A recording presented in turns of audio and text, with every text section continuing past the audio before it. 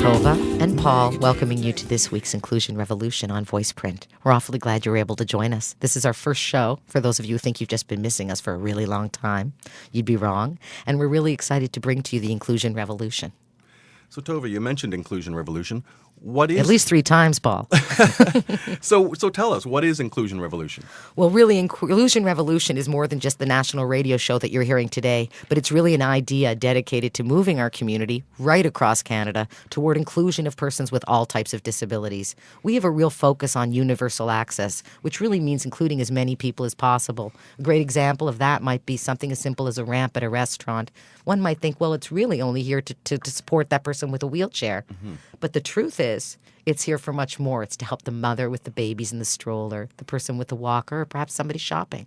So we need to think about accommodation and inclusion as something that supports everybody. And supporting inclusion in our community is something I take very seriously.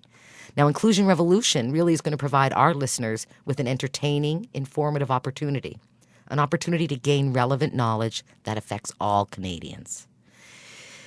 Each show provides creative solutions to inclusion challenges, highlighting groundbreaking techniques, cutting-edge knowledge, and dialogue with experts on a variety of subjects. And we need to be thinking about this as Canadians because the truth be told, Paul, 1 in 7 Canadians self-identify as living with disability. Now, when I talk about self-identify, I mean these are the ones that admit they have it. My mother, who uses a Servox to speak and sounds a little like Stephen Hawking, keeps asking me who this mother with disability is. So as you can imagine, the numbers are even much higher. So the Inclusion Revolution is really designed to reach out not just to the person with disability, but the caregiver, the employer who wants to include them but perhaps is afraid to or doesn't know what to do to properly engage. And these are the issues we're going to be addressing. So, Tova, tell me, why you? Well, I thought it's because I have a fantastic voice and it's a little sexy, but the truth is that's not why I'm here. I'm here because I really believe in the idea of inclusion. I am a person with disability, Paul, and I know you are as well. And as people with disability, we've seen firsthand some of the stigma that surrounds disability. And for me, that was really hard to understand because I grew up in a family where of seven of us, 5 children and my parents, we all lived with disability. So I never saw disability as this strange, unique things. In fact, I always wanted my own assistive device. I had a sister with crutches. Everyone wore glasses. I always remember going to the eye doctor and looking at the chart, and I could read even who made the chart in Mississippi or the chart in the next room, to be honest, Paul. But the truth is I would pretend I didn't because I wanted glasses. I wanted my own assistive device. So coming from that background, you can appreciate how strange it was for me to see how really afraid people are of, not insensitive with disability, because I really don't believe in sensitivity training, especially around disability. I believe it's a lack of knowing, a lack of awareness. And that's why when I provide training to employers across the country on disability awareness, I'm really focused on the fact that this is not sensitivity training, but awareness training. And I know everybody appreciates that difference. So really what you're saying is we need to talk about tomorrow today. Well, I like that. We got to put that on the website because we do need to talk about tomorrow today. And Inclusion Revolution is going to take that approach, meaning there's a lot of stuff we can talk about that isn't working. But the Inclusion Revolution is really not about raising arms. It's really about the idea of a revolution, meaning tomorrow needs to be different. And inclusion is key. And by including all citizens in this country and looking at accommodation as equalizing the playing field instead of special, because special can be very insulting at times. It could be you're really dumb but good at math. I mean, often it's really derogatory. And I don't want to be special. I just want to have an equal playing field. And I think that's a really important element of what we're going to be doing. And a lot of the shows coming up are really going to be addressing that. For instance, one of our upcoming episodes I know is going to be on one of Canada's first mental health courts. And that's a very unique idea. And we're very lucky to have Professor Archie Kaiser joining us, who's going to be guiding us through some of the realities of this mental health court and why it's there and how it's working. And Professor Kaiser is from the Dalhousie Law School, as well as a leading mental health advocate across Canada. In addition, I'm really excited about the show. Jason Fox is going to come join us because we're going to be talking about a holistic approach to health. I've always had a very challenging time determining where my vitamins fit and where my medications fit, traditional versus non-traditional medicine. And Jason's going to really help us clear some of the smoke and get a real idea of what we need to know in order to make those choices properly. Again, thinking about tomorrow, thinking about how to make what's in front of us even better. That revolution, again, we talk about that. Exactly. Promoting forward thinking, taking new ideas, taking old ideas, and combining different approaches to see what works and what doesn't.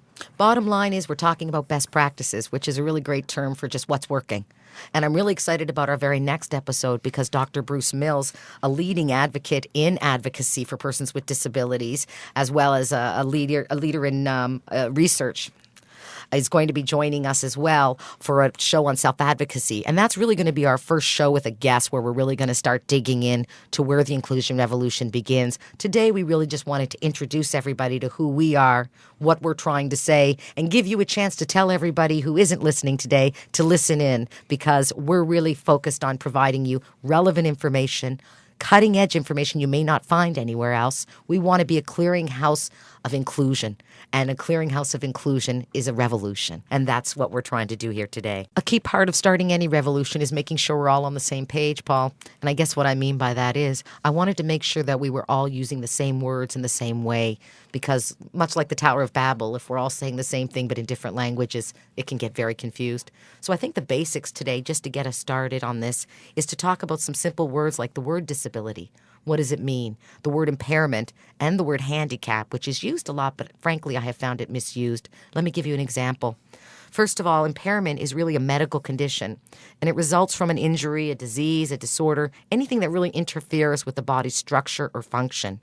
The bottom line is it produces a reduction in physical, mental, and sensory abilities. Now, a disability is the restriction or loss of that person's functional ability resulting from the impairment. And don't get lost, folks. I'm going to give you a great example at the end because Paul's looking a little distant. And finally, the word handicap, which is actually really, really a problem in terms of terminology, because the handicap is actually an environmental or social barrier that's going to limit or prevent an individual from fully participating in everyday activities. So, for instance, your handicap is not the fact that you live with a disability or that you use a wheelchair. You know how to get from point A to B. But often the handicap is the barriers we place in front of people. The best example this time of year is to look out the window and think about snow and how so many of us shovel our sidewalks for only that somebody from Cirque du Soleil would be the only person that could probably walk by us. You know what I'm saying? Right. And then when you think about a person who uses a cane or a guide dog or perhaps a wheelchair or a walker trying to get through that little Cirque du Soleil walk, you can appreciate what a handicap that is. So let's really apply the words impairment, disability, and handicap, just for an example. For instance, Jan was in a car accident, and it damaged her spine, and it resulted in her being paralyzed from the waist down. We understand the impairment to be Jan's spinal cord injury. We understand the disability to be the resulting paralysis from the injury. And, of course, the handicap, now that we get it, is probably the ramp to her building, which doesn't exist, to the apartment building or where she works. So that would be the handicap, the lack of access that we have provided as a community. That makes sense. That makes entire sense. And oftentimes, myself included, we don't know the definition and we don't know the difference between the two. And I think most of society in general misuse the words and use them in the wrong place. So let's start with that, because I really do believe in the power of words. And we're going to talk more about that in different episodes. But I think it's important to acknowledge that we have to be talking the same language. And we really encourage people